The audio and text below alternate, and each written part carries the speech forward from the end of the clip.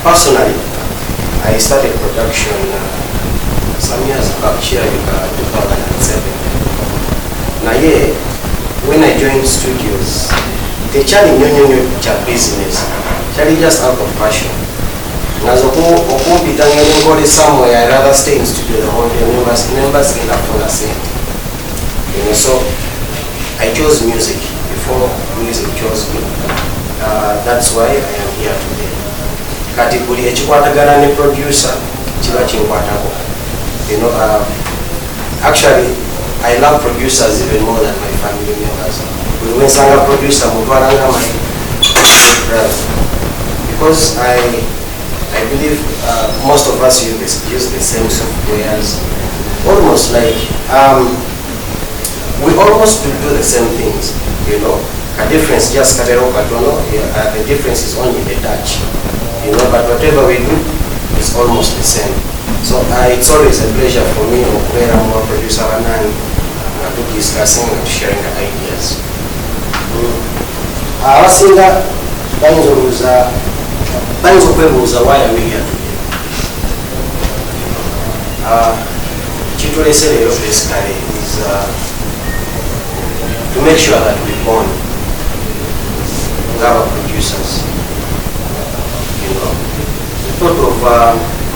I thought of the best way we can unite as producers. Then we create opportunities. There's so many opportunities in Zituida because we are not organized. You know, so we are here, operating here to know each other very well and maybe share some of the challenges we face as producers. By God's grace, I am the president of APAU, that is Audio Producers Association in Uganda. To have been in existence for quite some time now. It's almost 8-9 years. We to lead to serving a producer. Like we've been struggling to make sure producers are visible. Behind the scenes. We are not recognized anywhere. One of the biggest challenges the person is facing. I know I am Phoenix, you know. So I thought maybe like we know ourselves, but it is the opposite. But we've got offices, government offices, those public offices. That's when I realized the producer to gain that visibility. You know? So that's why we've been struggling with APAU. We couldn't let go of APAU up to today because we want our siblings now, if in case they become producers by any way, they try to our siblings to go through the same challenges. So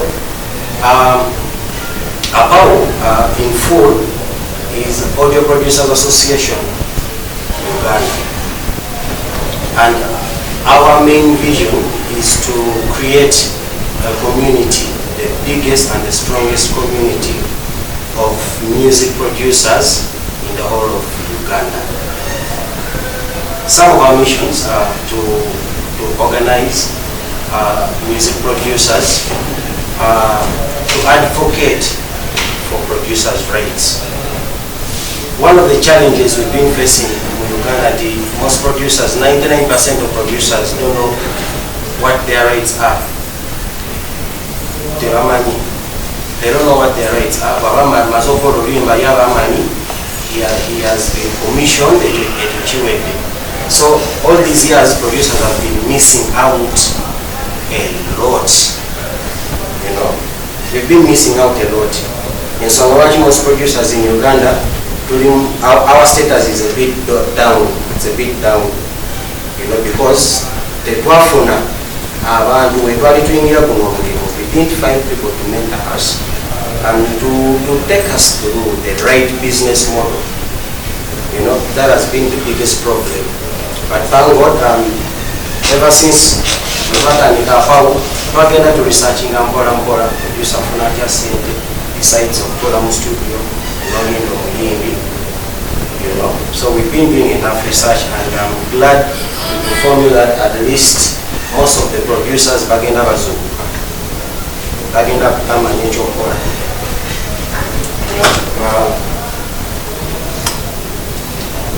Why this meeting is important, it is to strengthen ourselves as producers. Then we needed to build some regional networks. Sometimes to follow gigs, the gig is supposed to be done in Masaka, but because we don't have a streamlined system, so it ends up treated always like that. So many producers end up missing out these opportunities. So by the end of today, we have along at least too many in Masaka. We have producer leaders. So in case of anything, we can directly communicate with our leaders. Now, we have a program. As we kept on moving in different offices, meeting different people, discussing music, because of music Uganda, how can we become competitive in other? How can we compete with other countries? You know, within Africa and outside Africa. We all know music wa final we are talking na getting stagnant. You know, by God's grace, I've traveled outside the country. Never and I play our music outside Uganda. I get ashamed in Swara because of the sound quality. Most of the songs, most of our songs, we're going to pull younger samples. This is Africa. Most of the samples we use are downloaded online. In a period of about 6 years, six years ago up to now, most of our songs sound Nigerian. Most of the songs sound Nigerian. Why? Because we don't have original samples. Exactly, like Ugandans. We don't have original samples. We don't have our own loops. And it is not anybody's responsibility. It is our responsibility as Ugandan producers. You know, I believe most producers here know exactly what to do, but it is because maybe we don't. Serious. I think that's why most of us we take the easy path. Wake up in the morning, log in online anonya samples and start using them. You know, we forget until we have so many traditional instruments. Those traditional instruments, we can record them, archive those samples, and even later make them into loops. Then we even export them. You know, producer. It is not anybody's responsibility. So, about design the program called Uganda National Sound Identity Program. In this program, we want to collaborate with all producers in the country. We producer region, then we start recording our own instruments.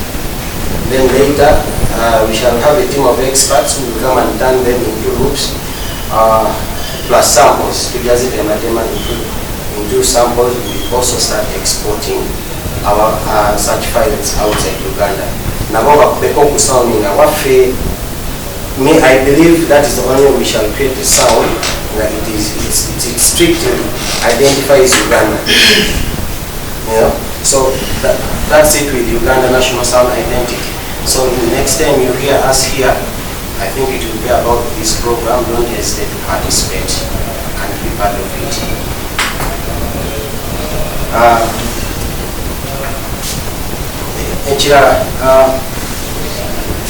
I believe most of us have heard about copyright. Copyright in online a single protecting bandu babiri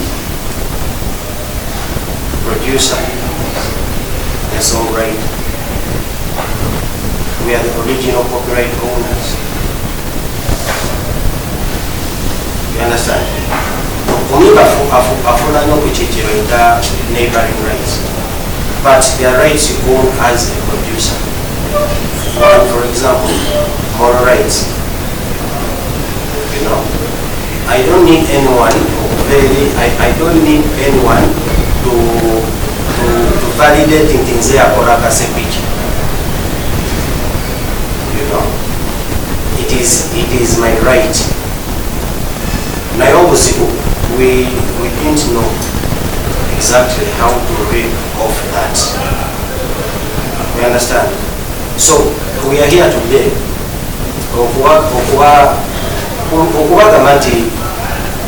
The copyright bill has been amended. So it is high time for us producers to also pull up our songs. You know? I want to encourage you to introduce contracts in your studios and spreadsheets. Or remember what they call a song. It is an intellectual property. It is an intellectual property. So Bokolo Rima, no woman, this is the song, you take it without any argument, without any split. Wanga Pute Chapacho, you pass on. You know. So this is the main reason as to why most producers because we've been ignoring these things, but right now it is time for that to solve, okay? We take copyright very serious. No mean what we are copyrighting it is very serious, nothing to do with producers. We should take it as something so serious in our business. Let's stop doing music for fun. Let's now change and focus into the business side of it. Music production is business. You know, it is business, like producer Paul said. Yes, some of us in singing Ghana, I did so many songs for free. Not because they didn't want money, but because my passion surpassed even money. Nayagala nyembo omuntu wajja nanyingira soka na kumuuza sente tandikira okuba nkulu ya muntu wajja nga ndaba inamu talent tutandikirawo, but after some time I realized, you know, money.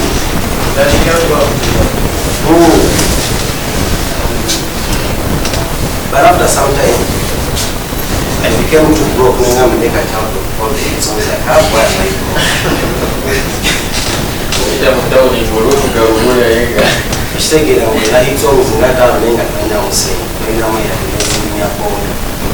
Now that's when I started realizing, okay, I think it is high time to let him choose him. Now yeah, I don't advise anyone to follow him about I'm in the bunch. Charge them and no artist comes to you by mistake. No,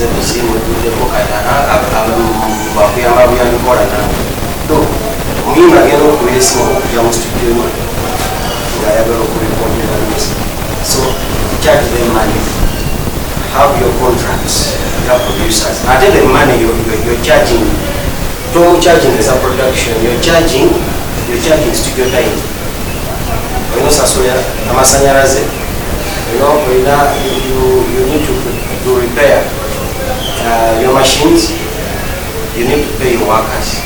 So send of me is a Sasula, that is Sasulia production. Buffalo is money, you know, over these years, for the past 5 years, the money you guys pay is strictly for studio time. You have not bought my creativity. You have not bought my composition. There is no amount of money you sort of take up for composition to be composited. Well, we talk a lot of time on Kayana. I reached the point that even